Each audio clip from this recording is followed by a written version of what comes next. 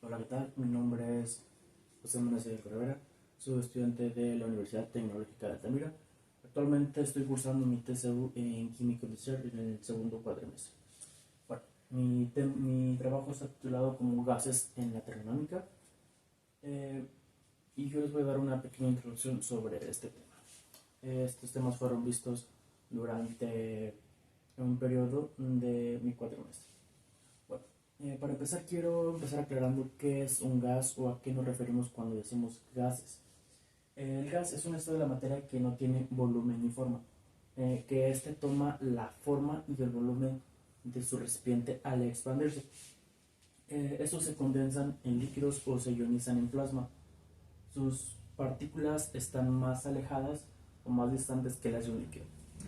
Por muchas razones, los gases representan la forma de la materia que es más fácil de entender, aunque muchas sustancias gaseosas distintas pueden tener propiedades químicas muy diferentes. Se comportan de forma muy similar en lo que respecta a sus propiedades físicas. Por ejemplo, vivimos en una atmósfera compuesta por una mezcla de gases que conocemos como aire. Es una mezcla formada por un 78% de nitrógeno, otro 21% de oxígeno y, entre otros gases, un 0,9% de agua. Segundo punto, vendremos a hablar de la ley de los gases. Bueno, la ley de los gases está compuesta por 5 apartados y primero tenemos leyes de los gases. Las leyes de los gases, hicimos un resumen sobre los físicos matemáticos muy importantes de la época que describieron estos fenómenos. Como tal, estamos hablando de Boyle-Mariotte, Charles, la hipótesis de Avogadro obtenida de la interpretación de la ley de Gay-Lussac, Dalton, Amagat, entre otros vendría siendo la ley general de los gases, que esta describe la relación entre la presión de la temperatura y el volumen de una cantidad física de un gas ideal. Gases ideales es una ecuación de estado del gas ideal. Es un gas hipotético formado por partículas puntuales sin atracción ni repulsión entre ellas y cuantos choques son perfectamente elásticos. Por último tenemos gases reales y la ley de difusión de los gases. En la ley de difusión de los gases viene entrando la ley de Graham, que establece que la velocidad de difusión y fisión de los gases son inversamente proporcionales a las raíces cuadradas de sus respectivamente masas molares. Y bueno, para saber las condiciones físicas y las estaciones de un gas necesitamos 4 variables. Y bueno, es la temperatura, la presión, el volumen y la cantidad de un gas. Esta última por lo general se representa en moles. Las ecuaciones que expresan las relaciones entre estas 4 variables se conocen como leyes de los gases. Como el volumen se mide fácilmente, las principales leyes de los gases que se estudiaron expresaban el efecto de una de las variables sobre el volumen, manteniendo constantes las 2 variables restantes, que es lo que podemos ver en la mayoría de estas leyes, a lo que hago mención actualmente. Y bueno, continuamos con la ley general de los gases. Y bueno, tenemos la fórmula general, que en este caso la V representa el volumen, que es el espacio que ocupa el sistema. La P en este caso vendría siendo la presión, que es el número de choques de las partículas en el recipiente.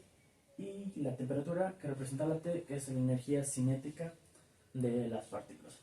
Muy bien, para generar esta fórmula general se utilizaron las fórmulas o medios, el conjunto de estos tres físicos. Fue la ley de Boyle-Mariotte, la ley de Charles y la ley de Gay-Lussac.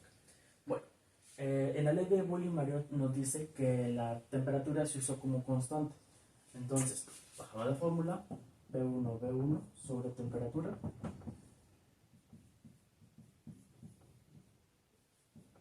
Entonces, si despejamos linealmente la temperatura, que es la constante que estamos buscando, nos queda como temperatura 1.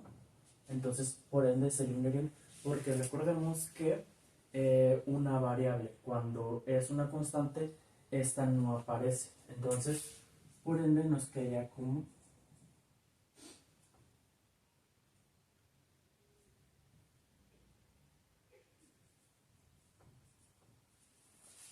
y bueno, aquí tenemos la ecuación de Boyle-Mariotte que se utilizó para después ejercer la ley general. Se hace lo mismo con la ley de Charles, pero en la ley de Charles utilizó la presión como constante. Entonces, recordemos que si no tenemos la presión, nos eliminamos presión y presión, porque no aparece, nos queda como V1 sobre la temperatura 1 igual al volumen 2 sobre la temperatura 2. Ya después de esto se hacen múltiples despejes dependiendo de lo que estemos buscando en estos casos. Y Lagrange en su ley establece que se utilizó el volumen como la constante. En este caso, entonces, si no tenemos el volumen, nos quedaría como P1 sobre T1 igual a presión 2 sobre temperatura 2. ¿Por qué estoy explicando esto? Bueno, creo que es algo bastante importante en este caso, porque a veces nos preguntamos de dónde salió esta fórmula. Yo esto lo leí en un libro que se llama La química, la ciencia general del libro de Brown. Y bueno, un dato interesante es cómo se creó R. R es una constante, pero bueno. Un átomo de presión a temperatura cero indica que todos los gases ocupan un volumen de aproximadamente 24.414 litros. Y con este dato se determinó la constante de los gases ideales, que es igual a R, es 0.082052 átomos sobre mol por metros cúbicos. Muy bien, un dato interesante, un dato importante en estos casos sobre un ejemplo de la vida diaria es el gas. El gas al licuarse en un recipiente, como la palabra dice, se licua, se hace líquido más bien. Es esa sensación, por ejemplo, cuando se le añade gas a presión a un cilindro